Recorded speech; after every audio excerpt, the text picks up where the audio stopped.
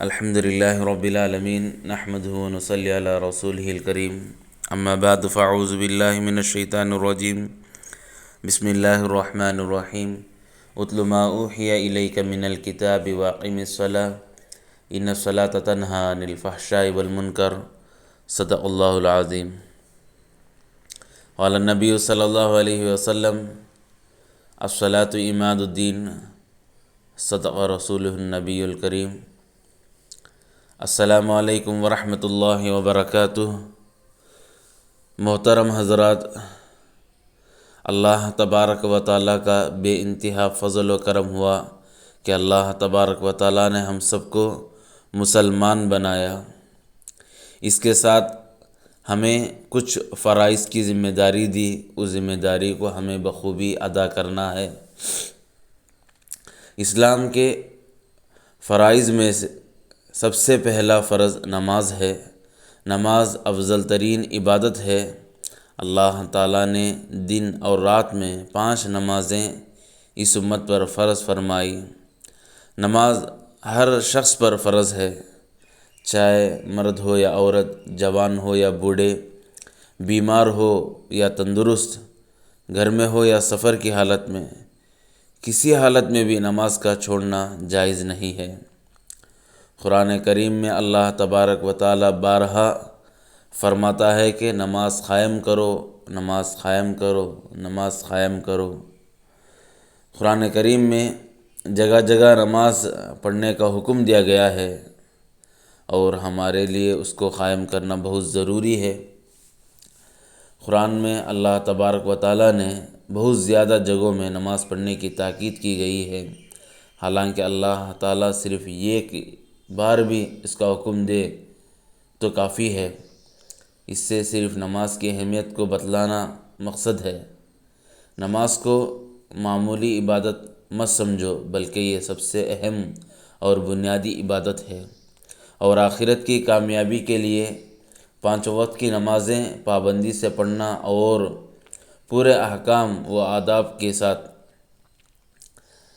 اللہ تبارک و تعالیٰ نے قرآن کریم میں ارشاد فرمایا ہے، اتل ما اوحی الیک من الکتاب واقم الصلاة ان الصلاة تنہی عن الفحشاء والمنکر۔ اللہ تبارک و تعالیٰ نے فرمایا نماز قائم کرو، اور وہ نماز آپ کو رہبری کریں گی، سیدھے راستے کی طرف آپ کو گمراہ نہیں کرے گا، اور آپ کے ضرورتیں اللہ تبارک و تعالیٰ پورا کریں گے۔ دوسری آیت میں اللہ تبارک و تعالیٰ نے ارشاد فرمایا، وقال ربکم ادعونی استجب لکم ان الذین یستکبرون عن عبادتی سیدخلون جہنم داخرین۔ اور تمہارے رب نے فرمایا مجھے پکارو، میں تمہاری دعا قبول کروں گا، بے شک جو لوگ میری عبادت سے سرکشی کرتے ہیں عنقریب وہ ذلیل ہو کر دوزخ میں داخل ہو جائیں گے۔ اللہ تبارک و تعالی ہم سب کو حفاظت فرمائے۔ اللہ تعالیٰ جگہ جگہ فرماتا ہے مجھ سے ڈرو، مجھ سے ڈرو، مجھ سے مانگو، میری عبادت کرو۔ میں آپ کو دنیا میں اس لیے نہیں بھیجا کہ آپ عمارتیں بناؤ، خوشحال رہو۔ ہاں ضروری ہے یہ تمام چیزیں، مگر مقصد زندگی وہ نہیں ہے۔ مقصد زندگی یہ ہے کہ اللہ مجھ سے راضی ہو جائے، اللہ مجھ سے خوش ہو جائے، یہ مقصد زندگی ہے۔ اس کو خوش کرنے کا ایک بہترین طریقہ یہ ہے کہ اللہ تبارک و تعالیٰ نے ہمیں دن اور رات میں 5 وقت کی جو نماز فرض کی گئی ہے اس کو ہم پابندی کے ساتھ اس وقت میں ادا کرنا ہے۔ اس سلسلے میں ہماری ایک بنیادی محنت یہ ہوئی ہے کہ نماز کے سلسلے میں نصاب اول، نصاب دوم ایک چارٹ بنایا گیا ہے، جس میں مکمل ترتیب پر، ایسا نہیں ہے کہ ایک چارٹ بنایا ہے جس میں ٹک کر دیا کو چلے گئے اور یاد نہیں ہے کہ یہ کس کا ہے، یہ انداز میں نہیں ہے۔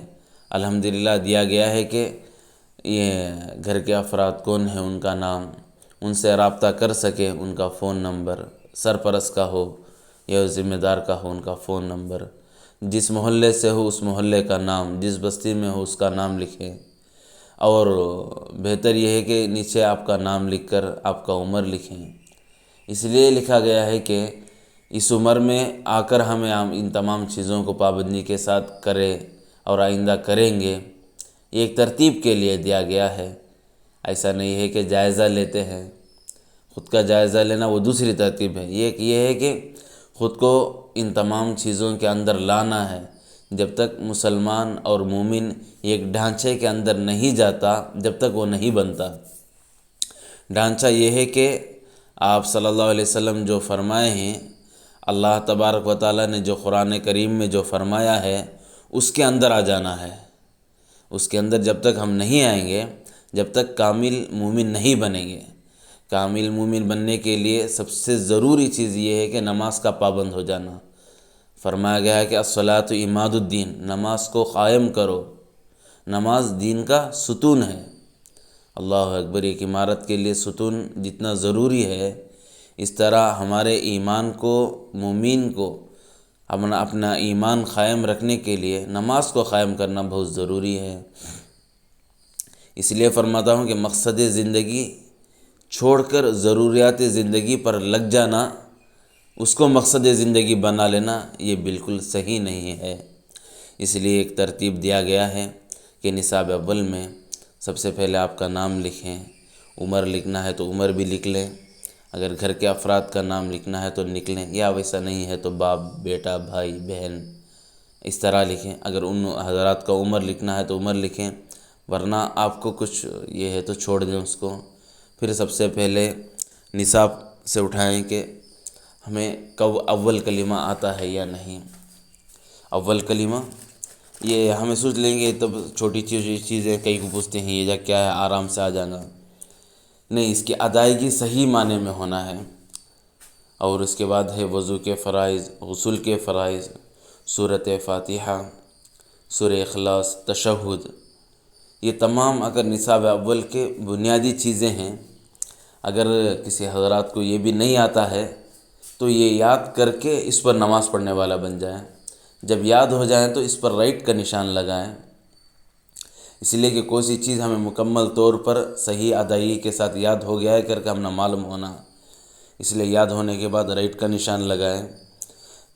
ہمارے بڑے علماء سے مشورہ کر کے یہ بھی معلوم ہوا کہ تشہد کے بعد اگر درود شریف مکمل نہیں آتا ہے تو اللہم صلی علی محمد اتنا ہی یاد کر کر نماز پڑھ لینا کافی ہے۔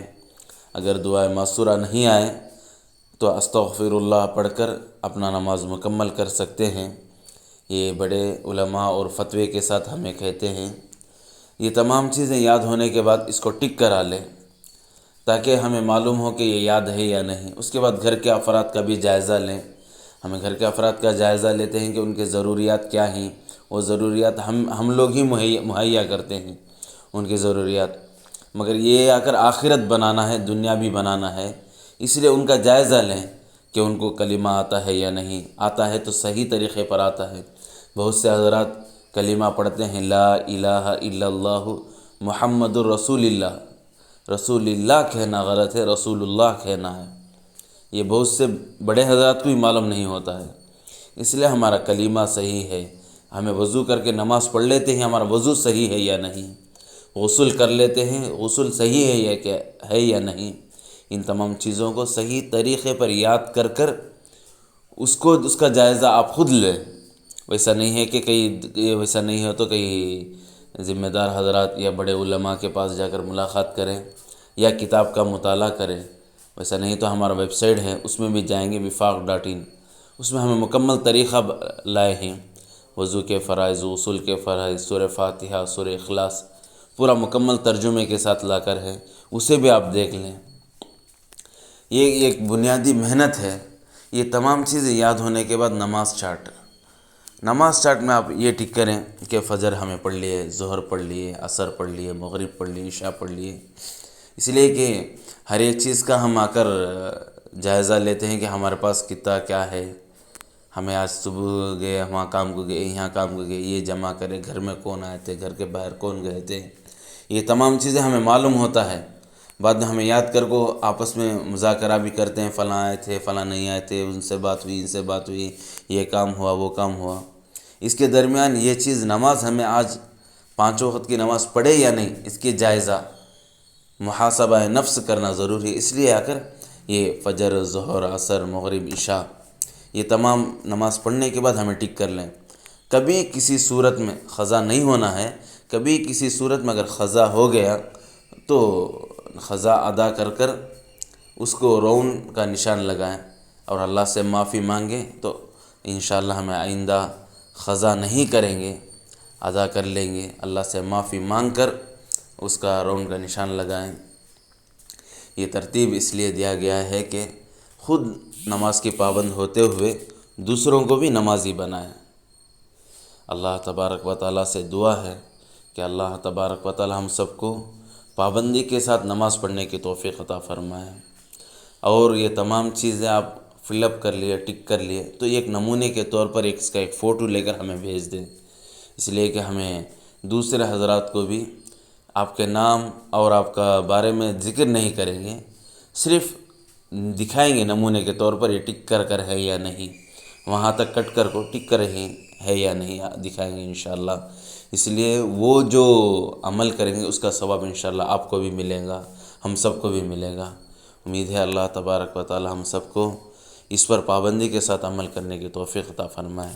آمین۔ وآخر الدعوانا ان الحمد للہ رب العالمین۔